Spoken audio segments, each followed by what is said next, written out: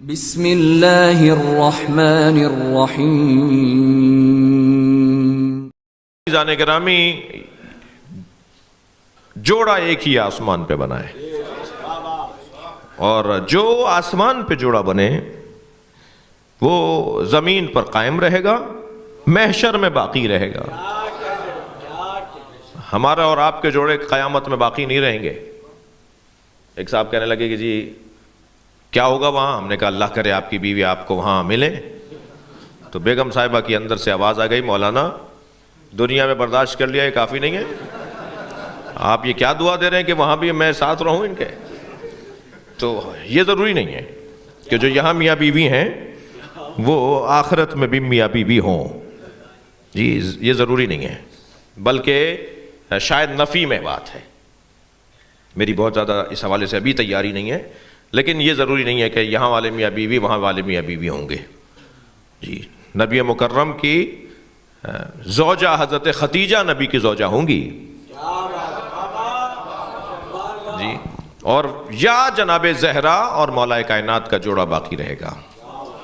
یہ محشر میں زن و شوہر میاں بیوی کی حیثیت سے ہی اٹھائے جائیں گے، بلائے جائیں گے، اس لیے کہ یہ یہاں تو بنا نہیں تھا جو یہاں ٹوٹ جائے، یہ عرش پر بنا تھا اور یہ جوڑا باقی رہے گا، ان کا رشتہ ختم ہونے والا نہیں ہے۔ دقت فرما رہے ہیں؟ اور جوڑا بھی ایسا کہ جس پہ رشک کرے۔ کیا لکھے بھائی مہر میں؟ مہر فاطمی لکھ دو۔ مہر فاطمی کیا ہے؟ کیا لکھے جی؟ مہر السنہ لکھ دو، جو سنت ہے مہر وہ لکھ دو۔ تو مہر السنہ کیا ہے؟ نبی نے جو اپنی بیٹی کا مہر قرار دیا وہی مہر السنہ ہے۔ جو جناب زہرا کا مہر نبی مکرم نے مقرر کیا وہی سنتی مہر ہے، وہی مہر فاطمی ہے۔ تاریخ بشریت میں کامیاب ترین جوڑا اگر کوئی ہے تو وہ علی و بطول کا جوڑا ہے۔ اور عزیزو یہ بھی بہت سنا ہوگا آپ نے کہ کف تلاش کرو، لڑکا ایم اے پاس ہے تو لڑکی بھی ایم اے پاس ہو۔ یہ کیا ہوا کہ اس کو تو اپنا نام لکھنا نہیں آتا اور یہ صاحب پی ایچ ڈی ڈاکٹر ہیں؟ کہا یہ کف نہیں ہے۔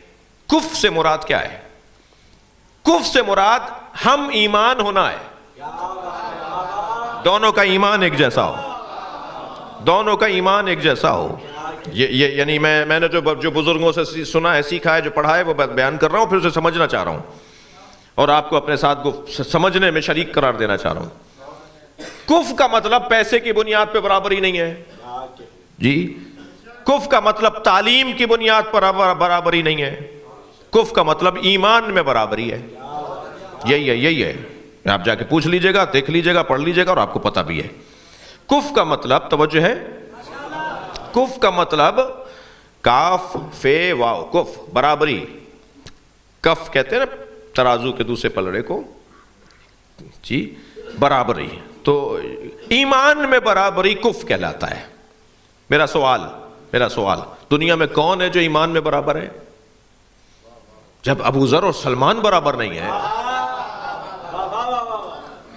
کون ہو سکتا ہے ایمان میں برابر؟ تو اگر یہ قاعدہ قانون بنے تو کسی نبی کا کسی زوجہ کے ساتھ کوئی برابری نہیں ہے، کفی نہیں ہے۔ شادی ہوئی یا نہیں ہوئی؟ ہماری جانیں قربان، ہمارے ماں باپ فدا، ہماری نسلیں قربان جناب خدیجہ کی جوتیوں پر، مگر نبی مکرم کے برابر نہیں تھی وہ۔ تمام تر عظمتیں بی بی خدیجہ کے نام، مگر سرکار کے برابر نہیں تھی۔ تو پھر کف کہاں ہوا؟ عزیزان گرامی، کف کی بنیاد پر اگر کوئی جوڑا بنا ہے تو وہ علی و بطول کا جوڑا بنا ہے، ہر اعتبار سے برابر جوڑا۔ وہ علم میں برابری ہو، وہ تقوی میں برابری ہو، وہ شجاعت میں برابری ہو، وہ سخاوت میں برابری ہو، وہ طہارت میں برابری ہو، ہر اعتبار سے اللہ نے جسے برابر قرار دیا ہے وہ یہ جوڑا ہے۔ ورنہ اگر ایمان کی برابری کی بات کر رہے ہیں تو آپ نے دیکھا آسیہ بنت مزاحم علیہ السلام اور فرعون، کہاں برابری؟ کف کہاں ہے؟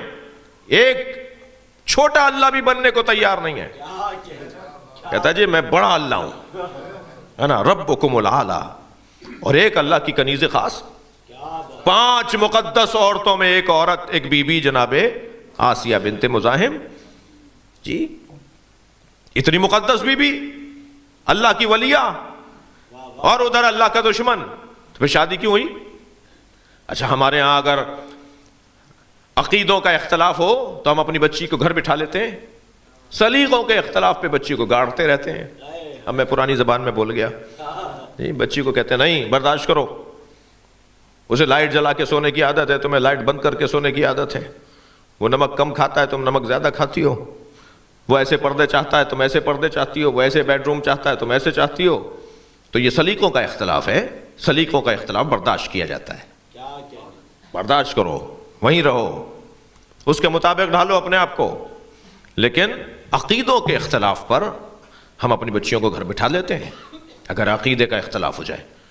اگر عقیدے کے 1 2 4 5 اختلاف ہوں تو گھر بٹھا لیتے ہیں، یہاں عقیدے کا اتنا شدید اختلاف ہے جی، فرعون میں اور حضرت آسیہ میں اتنا شدید اختلاف ہے، دونوں مختلف سمتوں کے راہی ہیں، مگر کہیں ملا کے یہ گھر چلی گئی ہوں، ابا نے گھر بٹھا لیا ہو یا چھوڑ کر چلی گئی ہوں، ہمیں یہی نظر آتا ہے کہ وہیں رہیں۔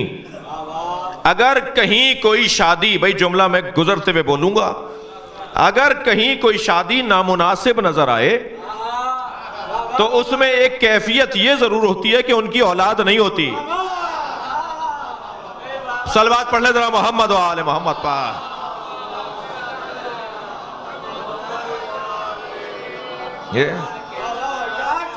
اب حضرت آسیہ کے ہاں اولاد نہیں ہو رہی، زندگی بھر کبھی کوئی خواہش بھی نہیں کی کہ مجھے یہ دے دو اور مجھے وہ کھلا دو اور مجھے وہ لا دو، برداشت کرتی جا رہی ہیں۔ یہ بھی دیکھ رہا ہے کہ آج خاتون تو بہت بڑی ہے، کیونکہ کردار کی دولت جو ہوتی ہے نا وہ پیسے والوں کو مروب کرتی ہے۔ کردار کی دولت کمائیں میرے بچے اور جوان، کردار کی دولت، سچائی کی دولت، صداقت کی دولت، نماز پڑھنے کی دولت، جھوٹ نہ بولنے کی دولت، غیبت نہ کرنے کی دولت، یہ بڑی دولت ہے۔ کروڑ پتی بھی اس کا مقابلہ نہیں کرتا جو سچا ہوتا ہے۔ سچ بولنے والا بڑا طاقتور ہوتا ہے، حق بولنے والا بڑا طاقتور ہوتا ہے۔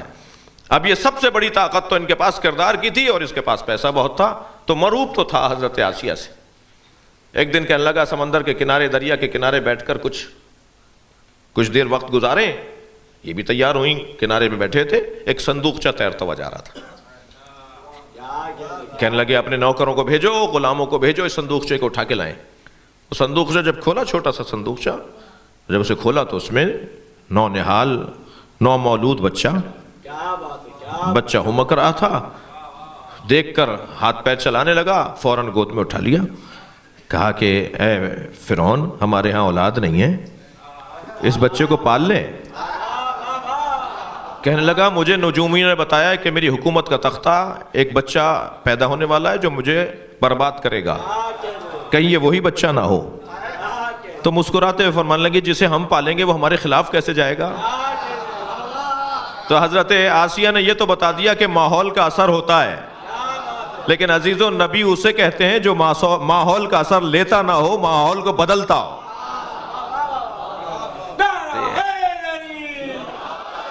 تو کیونکہ حکمت یہ تھی کہ ان کے ہاں اولاد نہ ہو اور پھر ایک بچہ ان کی گود میں دے کے اس نظام کو تبدیل کر، اسی گھر سے بات شروع ہوگی، تبدیلی، انقلاب، بہتری اسی گھر سے ہوگی۔